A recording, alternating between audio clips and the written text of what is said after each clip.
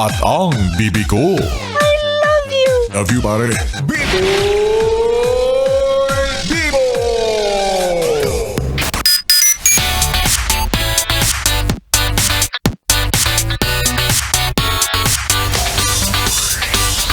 Yes, pre! 101.1 Yes, FM. At kasama na ang bibi mo sa radyo, DJ B-Boy Bibo!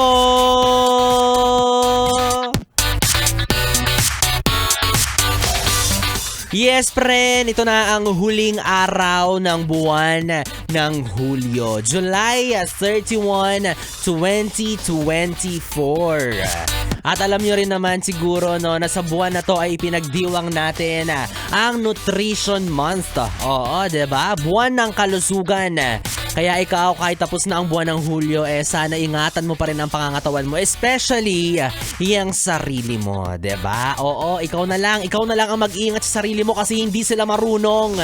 Hindi sila magaling mag-alaga. Kanya-kanya na 'to. Kaya ikaw, yes friend, no, paalala lang ulit sa'yo na buwasan mo rin yung kakakain ng hindi masustansya. Huwag ka namang puro junk food sa chichirya, oo, no? Lalo ka na kilala kita eh. Lahat ng tinututok sa bibig mo, sinusubo mo.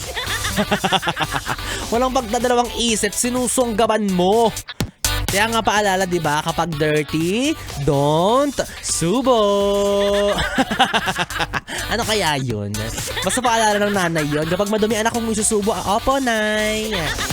Oo, kaya dapat ilimit natin yung mga ini-intake natin, 'di ba? Yung mga pinapasok natin sa katawan natin. Dapat ay pinipili din natin, wag puro subo at lunok.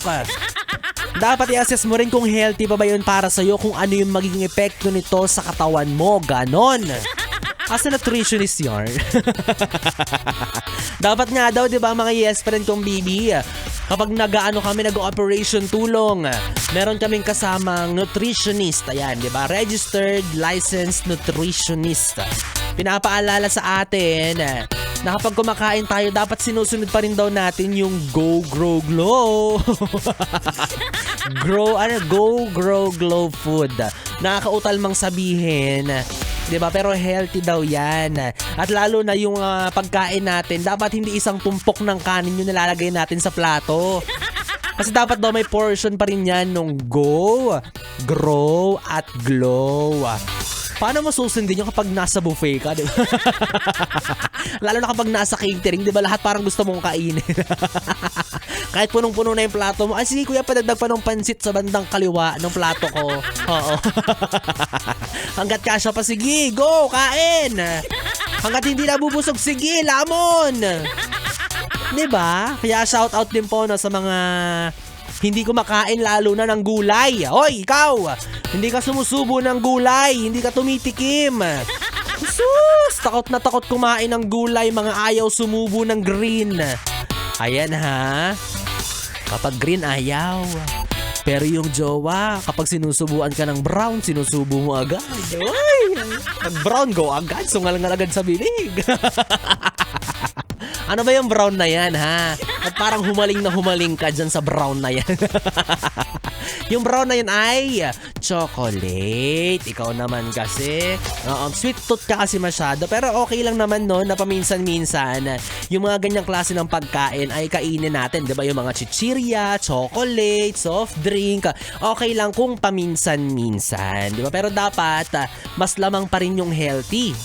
Diba? Ano ba yung mga healthy pagkain? Example, yung mga carbs, 'di ba? Bread, ayan, tinapay. Pero dapat may palamang cake. O hindi naman kaya prutas.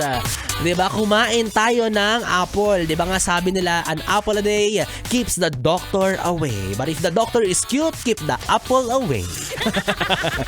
Binago na. Pero dapat kakain tayo ng apple. Pero yung apple dapat may kasamang lechon. Yon, para mas masarap. Nakakagutom. Takaw din pala si B-Boy, nakakainis. O ikaw ba, yes friend kong bibi, ano ba ang cravings mo sa mga oras na to, ha? Ano ba yung gusto mong ipaslak dyan sa bibig mo? Ano ba yung gusto mong kainin? Pero baka hindi na cravings yan. magpa-ultrasound ka na. Uy, baka naglilihi na yan. Ako din no, si Biboy Bibo din po sa mga oras na to ay nagkikrave. Nagkikrave ako sa something healthy. Yes! Healthy living yarn. Gusto ko po ng something healthy. Healthy relationship. Gusto ko pong makatikim ng pagmamahal ng isang taong kayumanggi, matangkad, loyal, mapagmahal. Lahat yan gusto ko pong kainin. I mean, matikman. Maranasan, ganon. Patry naman pasubok naman Pasubok naman ng malusog na relasyon. Puro toxic lang kasi yun na-experience ko eh. Oo, kawawa naman ako. Mas mapait pa sa ampalaya. Pweh. Buti pa nga yung ampalaya kahit mapait, masustansya. Kesa naman sa mga ex natin. Mapait na nga, bitter na nga, mapanakit pa. Doon na kayo, di namin kayo kailangan. Ay nako, wala na ba si friend kong Bibi. Ako na nga ang iyong kapiling, ang Bibi mo sa radyo, DJ Biboy Bibo, ang DJ na single, ready to mingle, basta walang label, na pwede mong makatabi hanggang mamayang alas 12 para sa ating Bibi Time. Dito pa rin at dito ka lang sa istasyong No Problem, ang 101.1 Yes FM.